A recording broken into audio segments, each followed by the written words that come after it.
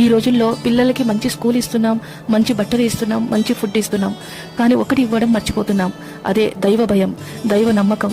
ఒక పిల్లవాడికి చిన్నప్పటి నుంచే దేవుడు ఉన్నాడు, నిన్ను చూస్తున్నాడు, నీ మంచి కోరుకుంటున్నాడు అనే భావన పెంచితే ఆ పిల్లవాడి మనసులో ఒంటరితనం ఉండదు, చెడుకు వెళ్లే ధైర్యం కూడా ఉండదు. ఈ వీడియో తీయడానికి ముఖ్య ఉద్దేశం ఏమంటే మన పిల్లల పెంపకంలో దైవాన్ని మనం యాడ్ చేసి వాళ్ళకు ఒక బెస్ట్ లైఫ్ ఇద్దాం. పిల్లల పెంపకం అంటే కేవలం చదువు చెప్పడం కాదు, మంచి భవిష్యత్తు కోసం డబ్బు దాచడం కాదు, వాళ్ళ హృదయంలో ఒక కనిపించని మంచి శక్తి ఎప్పుడూ తోడుగా ఉంది అనే నమ్మకం నాటడం. అదే దైవాన్ని పిల్లల జీవితంలో భాగం చేయడం. దైవాన్ని పరిచయం చేయడం అంటే రోజు గుడికి వెళ్ళాలి, మసీదుకి వెళ్ళాలి, చర్చికి తీసుకెళ్ళాలి అంతే మాత్రం కాదు. ఇంట్లో ఒక ప్రార్థన వాతావరణాన్ని మనమే క్రియేట్ చేయాలి. చాలా మంది ఏం చేస్తారు, అలా చేస్తే దేవుడు కొడతాడు, ఇలా చేస్తే పాపం వస్తుంది అని భయపడతారు. కానీ పిల్లలు దేవుడు అంటే భయం కాదు, ముందు ప్రేమగా పరిచయం కావాలి.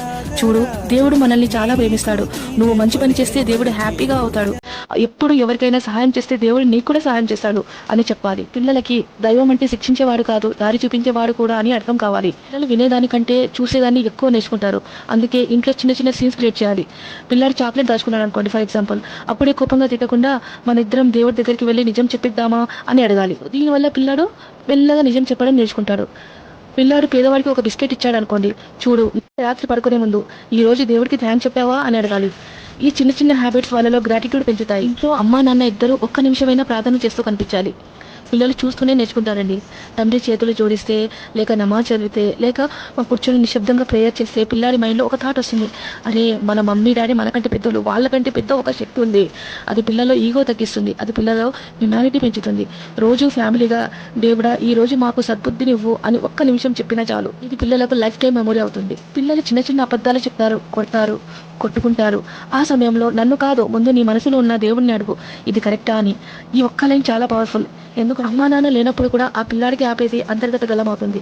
దాన్ని దైవ స్మరణ అంటారు. ఎప్పుడు ఇంట్లో అరుపులు, తిట్లు, గొడవలు ఇవి ఉంటే పిల్లలకి దైవం గురించి నేర్చుకోరు. ఎందుకంటే దైవం ఫస్ట్ వరుసలో కాదు, అట్మాస్ఫియర్లో, అంటే మన ఇంట్లో ఉన్న వాతావరణాన్ని అలా క్రియేట్ చేయాలి. ఎలాగంటే ఇంట్లో శాంతిగా మాట్లాడటం, థ్యాంక్ యూ చెప్పడం, ఒకరినొకరు పిల్లల ముందర మనం థ్యాంక్ యూ చెప్పుకోవడం, సారీ చెప్పడం, తినడానికి కృతజ్ఞత చెప్పడం, తిన్న తర్వాత వస్తువులను ఎత్తి అమ్మకి హెల్ప్ చేయడం, ఎవరికైనా సహాయం చేయడం, ఇవి అన్నీ డివైన్ కల్చర్. పిల్లలు ఈ వాతావరణంలో పెరిగితే వాళ్ళు మనుషుల్ని గౌరవిస్తారు, తప్పుకి భయపడతారు, ఒంటరిగా ఉన్న మెంటల్లీ స్ట్రాంగ్గా ఉంటారు. మనము మన పిల్లల్ని బాగా ఎదగాలి కదా అనేసి మంచి మంచి క్లాసెస్కి పంపిస్తాము, ఫోన్స్ ఇస్తాము, కానీ వాళ్ళ హృదయంలో దేవుని కోసం ఒక్క చిన్న స్థానం కూడా ఖాళీగా ఉండదు. చిన్న స్థలం ఖాళీగా వదిలేస్తున్నాము. ఆ స్థలం ఖాళీగా ఉంటే ఒకరోజు ప్రపంచం దాన్ని చెడు అలవాట్లతో నింపేస్తుంది. కానీ అదే స్థలంలో చిన్నప్పటి నుంచి దైవ నమ్మకం పెంచితే ఆ పిల్లవాడు ఎక్కడికి వెళ్ళినా ఒంటరిగా అనిపించుకోడు, ఎవరూ చూడకపోయినా దేవుడు చూస్తున్నాడు అనే ఆగిపోతాడు. అదే అసలైన పెంపకం. పిల్లలకు దేవుణ్ణి పరిచయం చేయడం అంటే వారికి ఒక మతం నేర్పడం కాదండి, వారి మనసుకి ఒక రక్షణ కవచం వేయడం. చిన్నప్పటి నుంచే ఇంట్లో దైవాన్ని భాగం చేయండి. మీరు లేని రోజున కూడా ఆ దైవ నమ్మకమే మీ పిల్లల్ని కాపాడుతుంది. మీరు మీ పిల్లల్ని ఎలా దైవాన్ని వాళ్ళ లైఫ్లో ఇంక్లూడ్ చేస్తున్నారో కామెంట్లో తెలియజేయండి. ఒకవేళ మీకు ఈ టాపిక్ నచ్చితే ఈ ఛానల్ని సబ్స్క్రైబ్ చేయండి.